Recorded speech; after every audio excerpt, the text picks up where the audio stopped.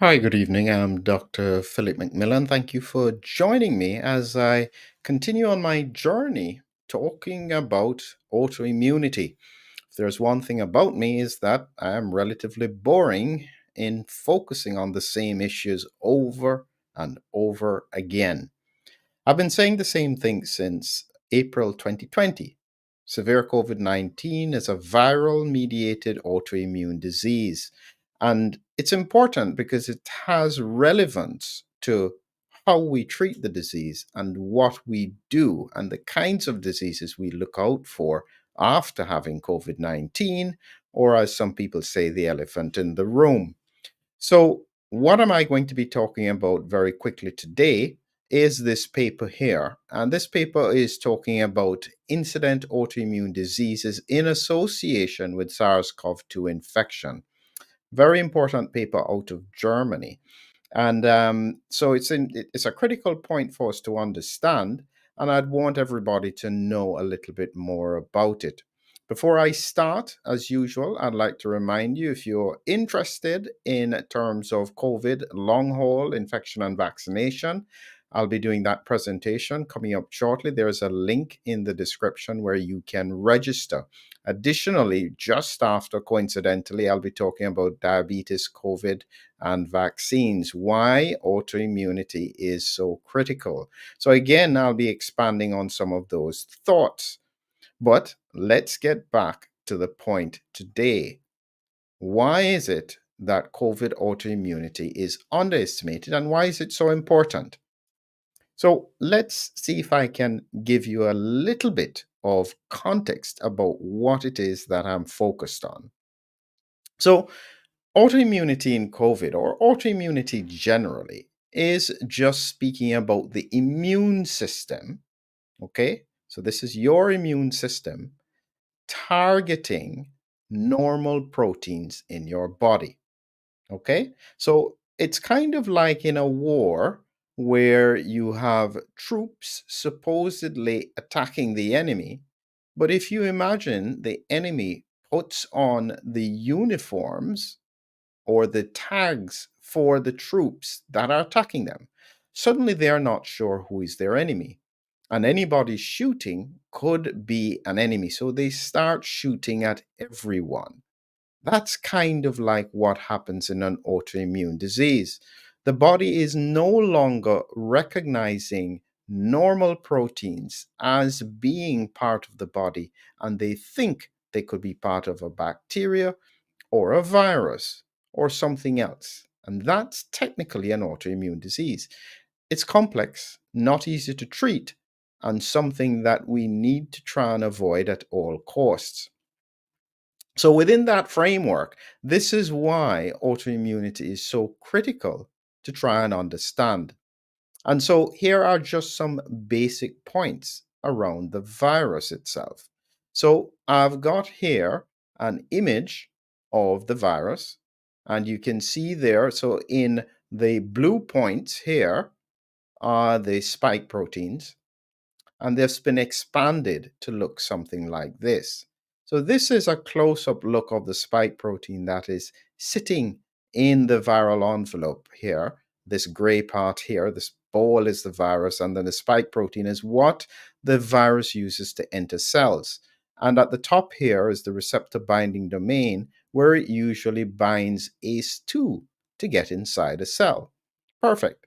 Now, all viruses will use some kind of entry receptor. It just so happens this virus uses primarily ACE2 as the entry receptor. So, very early on, we were looking at the risk of autoimmunity because you can have the body recognizing ACE2 as being foreign. And that's technically an autoimmune response. And when you look carefully at what can happen to the spike protein, you can have here, this is ACE2, it binds to the receptor binding domain. But guess what? There are a number of other proteins that bind to different parts of the spike protein. And theoretically, almost any one or all could get caught up if the immune system picks up this spike protein with these proteins attached. Then you could get autoantibodies to neuropilin 1, DC-cyanase, 2, furin. And that's the principle about autoimmunity in COVID-19. Now, we've been saying the same thing since 2020. And that concern is why I say that you have to be so careful with how you treat COVID 19. So that's the background. How does it fit in with this paper that I'm talking about here? So, this paper is an important one, and I'll show you here some details about it. So, this was done in clinical rheumatology, talking about incident autoimmune diseases in association with SARS CoV 2 infection, and I repeat, infection, a matched cohort study. It was actually published in June 2023, and the authors are primarily from Germany. So this person here is Dresden in Germany, is the main author. And so there's a slight correction, but not to worry about that.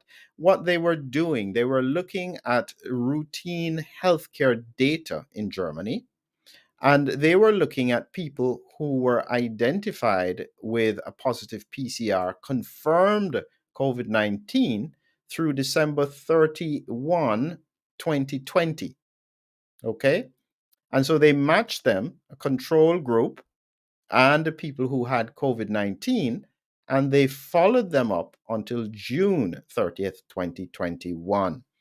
An important point in this here is that this was just purely about COVID 19. There was nothing in here that mentioned anything about vaccination, and they didn't actually discuss if there was an overlap in any of the cohort with regards to that. It's possible, but I think that they were trying to say that was a low probability before vaccines were rolled out to the general population. So this is primarily focused on COVID 19 infection itself that was triggering potentially autoimmunity. So, as I said, let's look at this in a little bit more detail. So, here is the paper again, and I've highlighted some areas that I thought were very important. And you can see here that they found a 42.63% higher likelihood of acquiring autoimmunity for patients who had suffered with COVID 19. And patients who had a more severe course of COVID 19 were at greater risk for incident autoimmune disease. This is very important, and it fits in with exactly what I've been saying. So, eh, and the point is not whether or not I am right or whether somebody else is wrong. It's the implications of this being an autoimmune disease that are so important to understand, because it highlights what you can treat it with, how you treat it, and critically, what you look for in the future when it comes to people who have had COVID 19 and what you do. Critically, I've always said that was why I was so careful and cautious when we were doing the rollout. I was saying, listen, target it, because if it's autoimmunity as the primary mechanism, you don't want to risk that in people who are in the low risk cohort anyway. That was one of the reasons why I was always focused on targeted, very targeted. You know who is high risk, you target them. If they have had infection, no point. You only focus on your high risk cohort who had not been exposed. That was my perspective from 2020. And I think that autoimmunity being underestimated is one of the great reasons why we've made a big mistake in the pandemic. But time will tell. As I always say, I don't mind being wrong. My responsibility is to ask the question. So, when they looked at the kinds of autoimmune diseases that would occur, first onset of autoimmune disease, the incident rate there was about 15.05. Top of the list are things like Hashimoto's thyroiditis, Graves' disease, psoriasis, rheumatoid arthritis. So these are some of the conditions that have been associated and that they found in this cohort. And what was very important about this cohort was the numbers. So they were looking at a huge number of people. And when you look in a bit more detail at their cohort, their insurance group. In the insured individuals, you're talking about 38 million that they were trying to identify. And when they went down to the post COVID cohort, we're talking about 641,000 individuals. This is one of the biggest studies of its kind. And so the information that comes out of it is extremely relevant from a scientific point of view and should not be ignored. And so this is big stuff. So when they looked, as I said, and they studied this in detail and they looked at all the associated autoimmune diseases, then we come to the discussion. And as I said, the link is in the description if you want to look at the paper yourself, see the points, and go into finer detail. This is just a highlight of the paper. Here is the discussion point, and they were pointing out that the excess risk for any newly diagnosed autoimmune disease was 4.5 per 1,000 person years in this study. That's big, that's quite significant. And the highest estimates for diseases were rheumatoid arthritis, Sjögren's disease, Graves' disease, Hashimoto's thyroiditis, with an approximately 40% higher rate compared to the matched cohort who were not infected. And even with those who had a prior autoimmune disease, they had a 43% higher likelihood of developing another incident autoimmune disease more than controls. These are big numbers, especially across a population of millions of people. Autoimmunity here has been grossly underestimated. The thing about autoimmunity is that it is often silent. And so, for people who aren't looking for it, you're not going to find it. Autoimmunity is something you have to actively seek out to try and find. And if you're not doing that, you're not doing the proper science. When we think of clinical work, when you're looking for an autoimmune disease, you have to even know which autoantibody to target. It's not just general.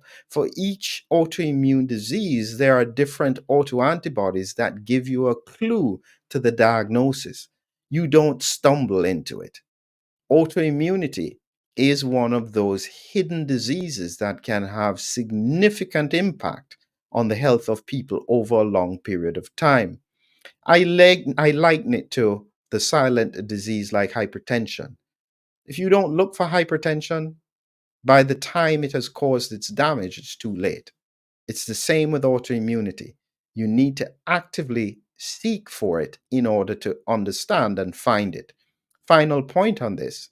Here you have, this is in the conclusion, the autoimmunity hypothesis is supported by a body of evidence linking viral infections to the pathogenesis of autoimmune diseases, as well as results from recent clinical and a basic research demonstrating persistent autoantibodies and serological autoreactivity following infection in a subset of patients.